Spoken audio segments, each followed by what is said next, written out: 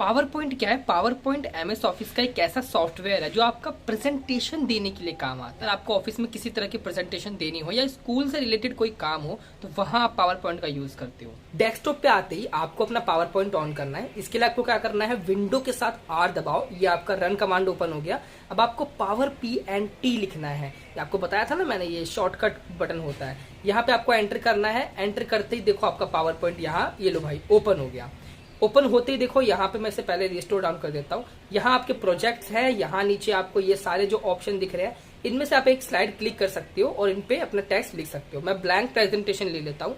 जैसे ही मैंने इस पे क्लिक करा ये देखो एक ब्लैंक प्रेजेंटेशन आ चुकी है। ठीक है, मैं इसे क्लोज कर देता हूँ। यहाँ पे देखो आपको जो ऑप्शन दिख रहे हैं ये सारे ऊपर आप देख सकते हो वर्ड के है सारे। देखो सेम टू सेम जैसे वर्ड पे थे वैसे यहाँ भी है। यहाँ पे आपको फाइल का मेन्यू मिल रहा है। मेन्यू में देखो सारे ऑप्शन सेम है। नीचे आपको स्लाइड दिख रही है। ये देखो ये जो पूरा ये पेज है ना, ये पेज नहीं है, इसे स्लाइड बोलते हैं। वर्ड पे पेज होता है, एक्सेल पे शीट और पावर पॉइंट पे स्लाइड होते हैं। नीचे भी आपको सेम ऑप्शन मिल रहे हैं। स्लाइड यहाँ होती है, देखो स्लाइड वहां नो टाइटल लिखा है ना, यहाँ पे टाइटल होता है, नीचे सब टाइटल होता है। ये पूरी आपकी स्लाइड होती है। और यहाँ से देखो आपको जो ऑप्शन दिखते हैं ऊपर के साइड, देखो सारे आपको यहाँ पे अपने रिबन दिख रहे हैं। रिबन के अंदर आपको ऑप्शंस दिख रहे हैं और ऊपर आपको देखो सारे यहाँ पे टैब दिख रहे हैं। ये देखो सारे टैब है यहाँ पे।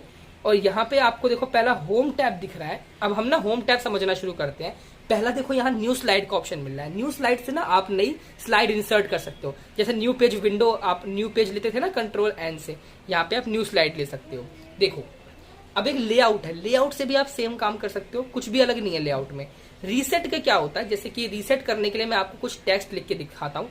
मैं राजीव मल्होत्रा लिख देता हूँ। राजीव मल्होत्रा मैंने यहाँ लिख दिया है। अब मैं ना कुछ फॉर्मेटिंग कर देता हूँ इस टेक्स्ट पे। क्या फॉर्मेटिंग करता हूँ, मैं इसको पहले तो सिलेक्ट करके शेडो कर देता हूँ, बोल्ड इटैलिक अंडरलाइन कर देता हूँ। उसके बाद ना मैं इसके बैकग्राउंड में भी कुछ कलर, नहीं बैकग्राउंड छोड़ो, मैं टेक्स्ट पे कलर कर देता हूँ। टेक्स्ट हो गया देखो। अब मुझे इसको ना पूरे को सिलेक्ट करना है और सिलेक्ट करते ही ना मुझे इसे रीसेट मारना है। देखना रीसेट मारने से क्या होता है, ये देखो भाई रीसेट मारते ही आपके जो टेक्स्ट पे जो आपने करा था ना, ये डिजाइन किया था, सारे हट गए। बाकी सिलेक्शन आपका किसी काम का नहीं होता। उसके बाद यहाँ आपको शेडो का ऑप्शन मिलता है। शेडो से आपके टेक्स्ट पे शेडो आती है, देखो इस तरीके से। शेडो को मैं वापस हटा देता हूँ। यहाँ पे आपको एक ऑप्शन मिलता है ये वाला, ये स्पेसिंग का, देखो वेरी टाइट कर, ये देखो भाई। अब मैं देखो नीचे कर रहा हूँ धीरे धीरे अपने पॉइंटर को। अब आप समझ जाओगे कि क्या ऑप्शन हो रहा है। देखो क्या हो रहा है, आपको समझ में आ रहा है। ठीक है, इस तरीके से ये काम करता है। अगला ऑप्शन आपको टेक्स्ट डायरेक्शन का मिलता है। मतलब आप ना जो आपकी स्लाइड पे टेक्स्ट है उसकी डायरेक्शन कैसे रखना चाहते हो, ये देखो इस तरीके से काम। और मोर ऑप्शन के लिए आपको हमेशा नीचे वाला एक ऑप्शन मिलता है। बाकी यहाँ पे अलाइन टेक्स्ट मिल रहा है। अलाइन टेक्स्ट मतलब आपकी स्लाइड में इसकी पोजीशन क्या होनी चाहिए, ऊपर होना चाहिए, मीडियम होना चाहिए, सेंटर में होना चाहिए।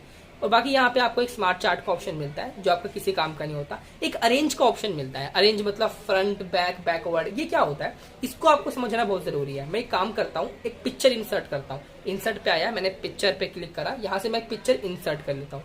पिक्चर आ गई। पिक्चर आती देखो आपके ना जो टेक्स्ट है वो पीछे छुप गए हैं, पिक्चर आगे आ गई। अब मुझे ना टेक्स्ट को आगे लाना है, पिक्चर को पीछे करना है। मैं क्या करूंगा, यहाँ पे दो ऑप्शन मिल रहे हैं, एक फ्रंट का एक बैकवर्ड का। मैं बैकवर्ड पे क्लिक करता हूँ।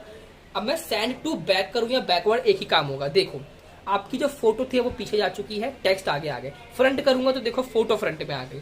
यहाँ से आपको एक ऑप्शन क्रॉप का भी मिलता है। क्रॉप पे कैसे करना है आपको, जब ये टी बना हुआ आएगा ना, देखो ये टी, देखो ये टी बना हुआ आ रहा है, इस पे माउस का लेफ्ट बटन क्लिक करो, पीछे खींच दो।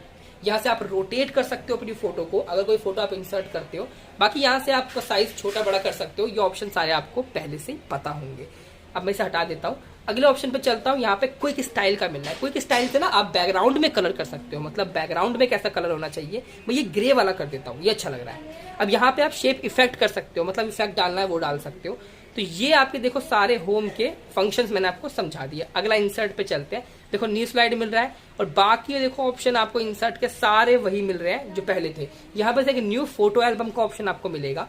फोटो एल्बम से ना आप कई सारी फोटो से एक एल्बम क्रिएट करके ना आपको पावर पॉइंट खुद दे देगा। और लास्ट में आपको ऑडियो वीडियो का एक ऑप्शन मिल जाएगा। तो इंसर्ट के बाद डिजाइन टैब आता है। डिजाइन टैब से ना आप अपनी प्रेजेंटेशन को डिजाइन कर सकते हो। बाकी जो ऑप्शन आपको दिख रहे हैं ये आपको पता ही है। ट्रांजिशन से ना आप एनिमेशन कर सकते हो। एनिमेशन कैसे करोगे, जैसे कि आप पहले मैं नीचे आता हूँ, एक और स्लाइड में आप लिखता हूँ अजय कुमार, 2 स्लाइड हो गई। अब मैं पहली स्लाइड पे आ जाता हूँ। अब मैं यहाँ से कुछ फिल्टर लगाता हूँ, जैसे मैं यहाँ फेड वाले पे क्लिक करता हूँ। ये देखो अब जब आपकी प्रेजेंटेशन होगी ना तब ये फेड होते हुए आएगा इस तरीके से, ये देखो। अब मुझे थोड़ा अलग तरीके से करना है, मैं इफेक्ट ऑप्शन पर जाऊंगा, यहाँ पे मुझे ये वाले पे क्लिक, ये देखो अब इसकी ना शेप पोजीशन चेंज हो गई है। अब यहाँ से अगर साउंड लगाना चाहूँ मैं साउंड लगा सकता हूँ, मैंने इस पर क्लिक कर दिया जैसे कि कॉइन पे। अब ड्यूरेशन कितने सेकंड की आपकी प्रेजेंटेशन होनी चाहिए, मैं 1 सेकंड कर देता हूँ। अप्लाई टू ऑल से आपकी जो सारी स्लाइड होगी ना उस पर अप्लाई हो जाएगा।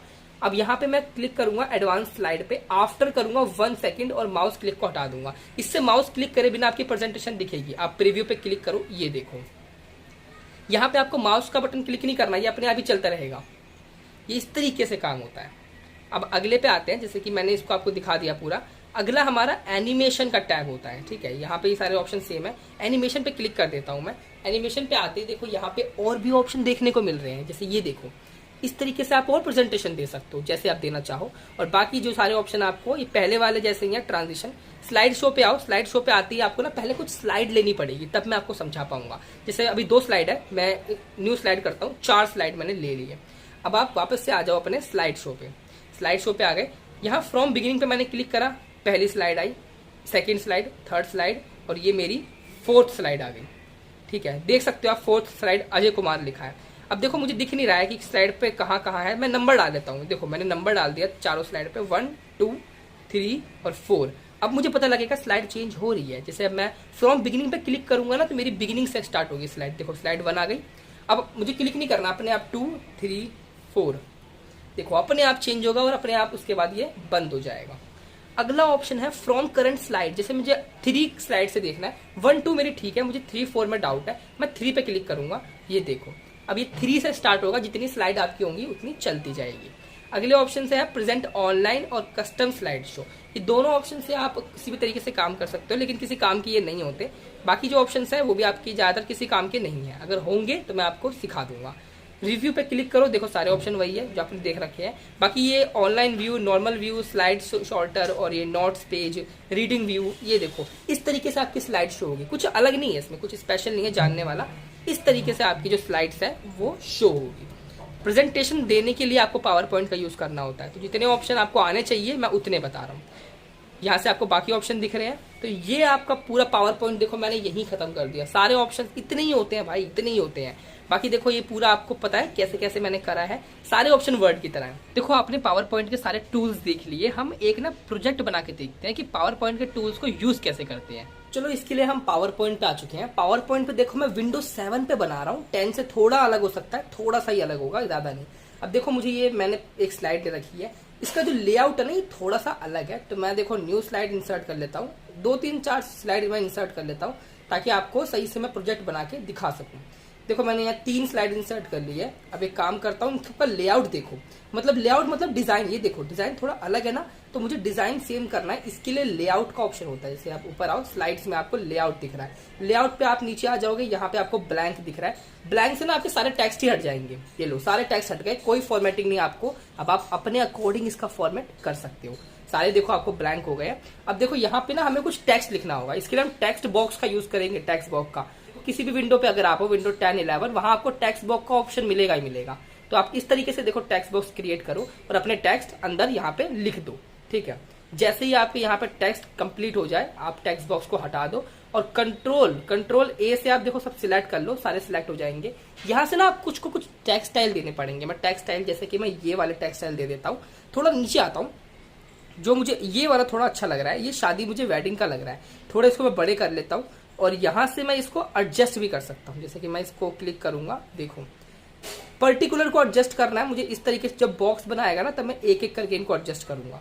अब देखो एडजस्ट हो गया है। अब मुझे क्या करना है, इनके बैकग्राउंड में ना एक डिजाइन देना है। मैं डिजाइन टैब पे आ जाऊंगा। यहाँ पे आके देखो मुझे यहाँ बैकग्राउंड स्टाइल्स का ऑप्शन मिल रहा है, यहाँ नीचे मुझे फॉर्मेट बैकग्राउंड का ऑप्शन मिल रहा है।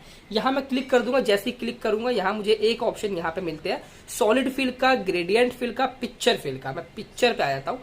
जैसे मैंने इस पे क्लिक किया ये ऑप्शन आ गया और यहाँ फाइल का ऑप्शन है। फाइल पे क्लिक करते ही मैंने देखो एक क्रोम से ना एक पिक्चर डाउनलोड करी है, जो मुझे ना यहाँ बैकग्राउंड पे टेक्स्ट के पीछे लगानी है।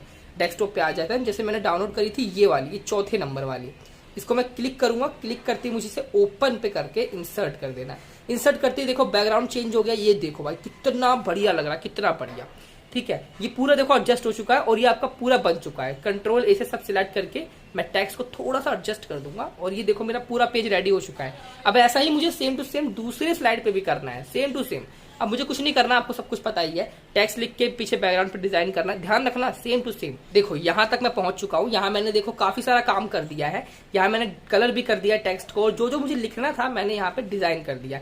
बैकग्राउंड कैसे लगाना है आपको मालूम ही है। देखो तीसरी स्लाइड पे मैं आ चुका हूँ। तीसरी स्लाइड पे मैंने टेक्स्ट बॉक्स का यूज करना शुरू कर दिया है यहाँ पे, और ये देखो मैंने टेक्स्ट लिखने शुरू कर दिए हैं। देखो करते करते मैंने देखो सारे की सारी स्लाइड पे काम कर लिया लगभग अपना। अब हमारा एनिमेशन का काम स्टार्ट होता है। एनिमेशन पे देखो मैं आ चुका हूँ। आपको यहाँ कितने एनिमेशन देखने को मिल रहे हैं। ये एनिमेशन आप पे क्लिक करोगे तो ये एनिमेशन आपकी जो स्लाइड होगी उस पर इंसर्ट हो जाएंगे। ये देखो इस तरीके से। मैं एक काम करूंगा, अपनी ट्रांजिशन जो स्पीड है ना उसे स्लो पे ही रखूंगा। स्लो पे ना यहाँ में बढ़िया से नजर आएगा। अब मुझे यहाँ से सब पे यही अप्लाई कर देना है भाई, सब पे, जैसे कि अलग अलग स्लाइड शो मुझे अप्लाई कर देना है। देखो मैंने सब पे अलग अलग एनिमेशन अप्लाई कर दिए हैं। एंड में मैंने थैंक यू लगा दिया है। थैंक यू पे मैं इस तरीके का एनिमेशन करना चाहता हूँ। फास्ट को मैं स्लो कर देता हूँ।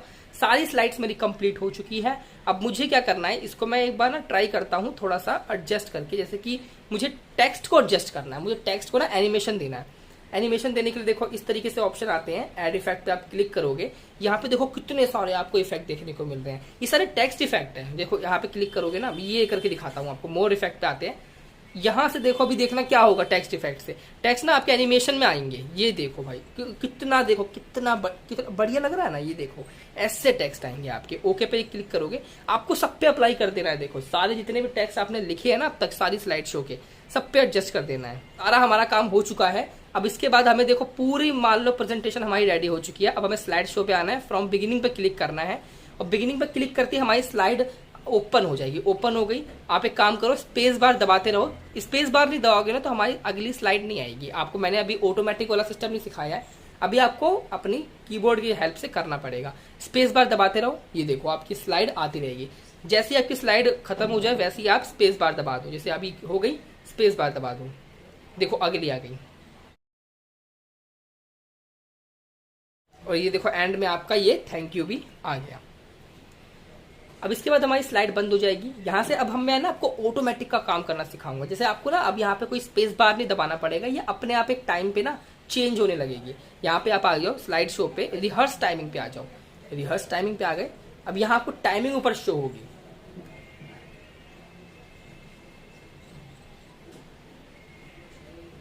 देखो थैंक यू पे हम वापस से आ गए। यहाँ पे यस कर देना आप। और यहाँ पे देखो मेरे को सारी स्लाइड दिख रही है। ये देखो कितने सेकंड से चल रही है ना ये स्लाइड, ये भी बता रहा है। देखो यहाँ से इस वाले ऑप्शन से।